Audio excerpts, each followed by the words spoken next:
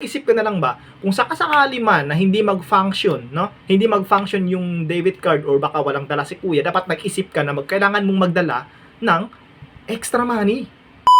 Sayang ra kay imong pagka-valedictorian day, ug wa kay batasan. Ug di jud ka angay respetuhon sa tinuod lang, ug mo na imong ugali nimo nga imuhang gina-general pag-address ang mga Bisaya nga paanga-anga. O so baka ikaw ang nagpaanga-anga, no? So ang video na to ginawa ko to para sa iyo, para sa mga tao na tulad mo din kung mag-isip na minamaliit yung mga Bisaya. So ako, Bisaya ako, proud akong Bisaya. Proud Bisdak, taga General Santos City sa Mindanao. So actually, hindi ako ganun ka fluent magtagalog pero itatry ko yung best ko na makapagtagalog ngayon para maintindihan mo at mai-address ko sa iyo ng maayos kung paano gagamitin yung debit card. So disclaimer lang, hindi po ako nagmamarunong at wala po ako masyadong alam kung paano gagamitin itong debit card. Pero since meron akong debit card at meron din akong kunting knowledge kung paano gagamitin yung swipe machine. Kasi dati po ako nagtatrabaho as salesman sa mga mall dyan sa amin. So, bago natin pag-uusapan itong issue tungkol kay Manong Rider tsaka itong kay Biangkatan na kuno, valedictorian pero hindi ginagamit yung utak ng tama. So, disclaimer lang no sa mga makakapanood ng video na to, hindi po ako talagang expert sa mga ganito. Pero ito'y idea ko lamang kung saan nakakuha ko ng kunting knowledge kung paano gagamitin itong swipe machine. Ang pagkakaalam ko kasi, no, ang itong swipe machine, kailangan to siya ng terminal. So, electric machine to. So, kailangan mo pa siyang isaksak or dun sa mismong computer para magkaroon siya ng source data. So, yun yung pagkakaalam ko, no? Kasi, hindi yun naman yata nagfa-function yan pag hindi mo siya ginamitan ng terminal eh. So, kung tama ako, paki-comment na lang dyan sa comment section natin at makita ng iba kung paano nagfa-function itong swipe machine. So, ito na yung nagiging issue. Ito yung nagiging problema kay Manong Rider siya kay Biangkatan na pabida-bida. So, ito yon. Ang nangyari, mula Makati, sumakay siya ng Move It papuntang BGC. Ngayon, hindi niya sinabi daw sa rider na wala siyang dalang cash.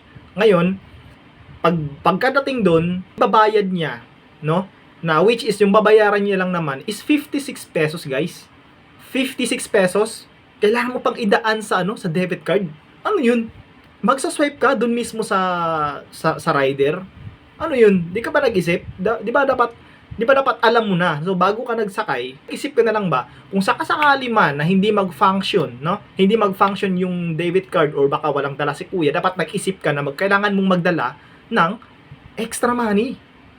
'Di ba? Dapat ganoon, dapat may dala kang extra money para just in case na hindi mag-function or di kaya nalobat yung kung sakali mang rechargeable yung dala ni kuya na swipe machine o kung meron mang ganoon, 'di ba? Dapat meron kang backup, dapat meron kang dalang cash para ipambayad kasi alam mo sa totoo lang yung mga rider na mga yan, kasi ako dumaan din ako na namamasahero dati. Hindi ho madali yung ganyang klaseng trabaho, guys. Hindi ho madali. Init, ulan. Ha? Nabibilad yan sila sa araw para lang maghanap buhay, para ibuhay sa pamilya nila. Tapos gaganyanin mo. Parang panluloko kasi yung ginagawa mo eh. Ngayon, ito pa yung pinakamalaking issue.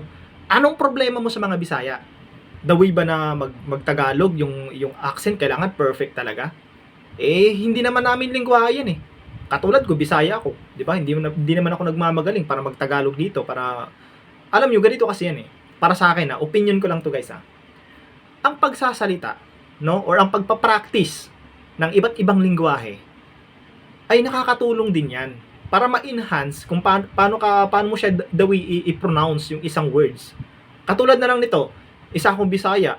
Since elementary pa tayo, pinag-aaralan na natin yan, yung Tagalog, di ba? Kasi yun yung mother tongue natin. Pangatlo, yung English, di ba? So ngayon, pang-apat na lingwahe na inaaral ko is yung Nihongo, yung Japanese language. Napakahirap. Pero paano mo siya matututunan kung hindi mo siya ipapractice araw-araw? So kailangan mo siyang gamitin. Hindi lang yung nagbabasa ka lang kasi nahihiya ka. Tulad, nagbabasa ka ngayon. Di ba? Ito, bigyan ko kayo ng example. O, ayan. O, ayan. Paano mo mababasa yan at paano mo siya maipopronounce ng maayos kung hindi mo siya babanggitin? Katulad lang din yan ng pagsasalita ng mga Bisaya ng Tagalog.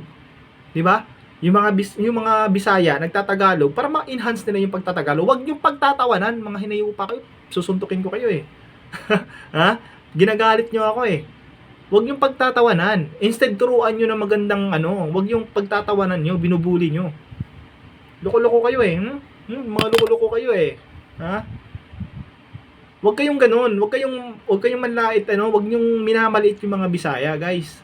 Kasi ako, marami akong mga tropa, marami akong mga kaibigan na mga taga Luzon na hindi naman sila lahat gano'n, no.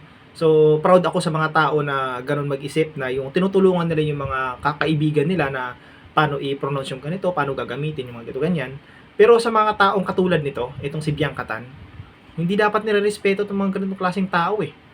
Valedictorian ka, tapos ganyan yung manner mo. So, yun lang guys, yun lang yung opinion ko. Actually, kakagising ko lang talaga. So, kahapon ko pa to napapanood tong issue na to, dumadaan sa newsfeed ko. So, dahil nga, nagkaroon din ako ng karanasan sa pagbubuli, lalo na pagdating sa accent.